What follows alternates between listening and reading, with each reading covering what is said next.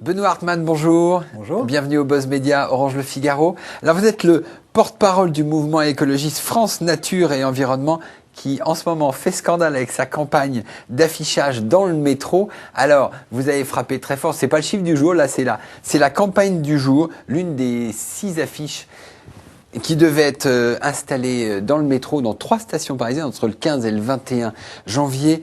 Ça a été réalisé par l'agence Mediaprism. Alors là, vous avez frappé très fort. On ne parle que de ça depuis 3 jours. Et même la RATP a retiré certaines des affiches. Pourquoi ? On n'en a aucune idée. Nous, on n'a eu aucune explication officielle. On ne sait pas pourquoi on ne peut pas parler d'algues vertes au moment du salon de l'agriculture ou à peu près. Et pourquoi, en France, c'est si difficile de parler d'agriculture intensive. On n'a eu aucune explication. 3 des visuels sur 6 ont sauté.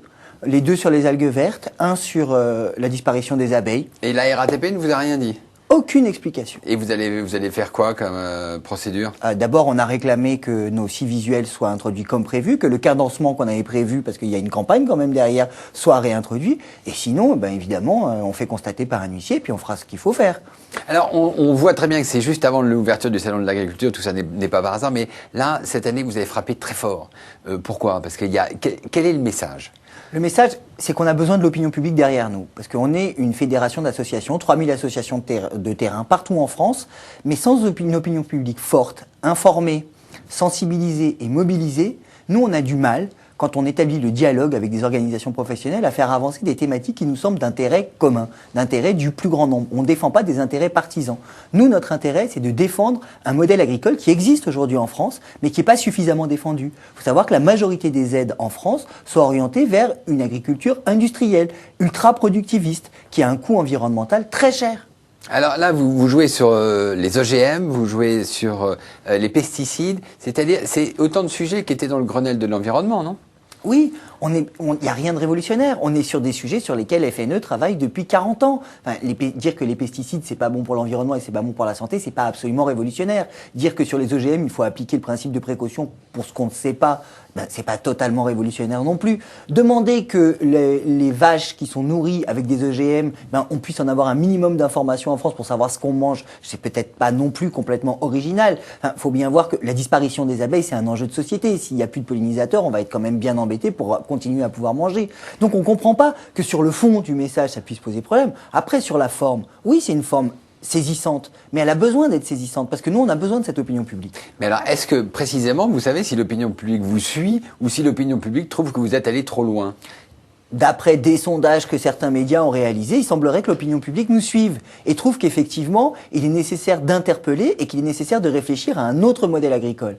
Mais alors là, aujourd'hui, on a vu parmi les nombreuses réactions, parce que ça fait quand même 2 jours que tout le monde réagit, il y a le conseil régional de Bretagne qui dit « vous avez sali l'image de la Bretagne », grosso modo. Il y a le ministre de l'Agriculture, Bruno Le Maire, qui donne sa colère et son indignation et qui dit que vous avez encore fait un message très réducteur, agriculteur égale pollueur. Qu'est-ce que vous répondez à ça ? Mais absolument pas. On ne pointe pas une profession, on ne pointe pas des agriculteurs, on pointe un système dont eux-mêmes sont victimes. Franchement, nous faire le procès de dire « vous salissez l'image de la Bretagne ». Alors d'abord, nulle part on cite la Bretagne et les algues vertes concernent aussi la Vendée et la Normandie qu'il ne faudrait pas oublier au passage. Et d'autre part, qu'est-ce qui salit l'image de la Bretagne ? Est-ce que c'est pas par hasard ces algues vertes tous les ans ? Qu'est-ce qui salit l'image de la Bretagne ? Est-ce que c'est pas une image d'une agriculture qui s'est éloignée de la terre ? Parce que franchement, on n'est plus capable de nourrir nos animaux avec ce qu'on produit localement. On importe à grands frais du soja, et donc du soja transgénique d'outre-Atlantique. Demain, il y a une grève des dockers et au bout de 2 jours, on a les éleveurs qui viennent demander le déblocage parce que leurs animaux vont crever de faim. Est-ce qu'on n'est pas arrivé à un système qui connaît sa faim ?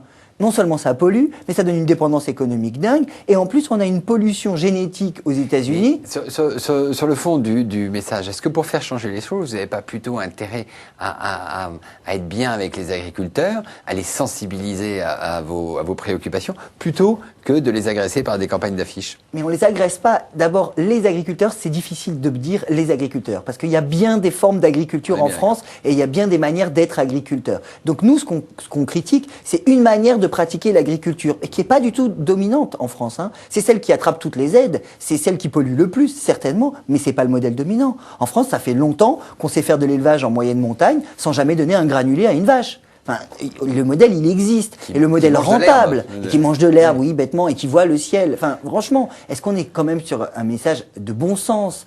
On est tous des descendants à 1 ou 2 générations près de paysans avec une idée de ce que c'est qu'un paysage. Est-ce que vraiment le paysage qu'on appelle de nos voeux, c'est des champs de 10 km de long, plus de haies, plus de bois? Franchement.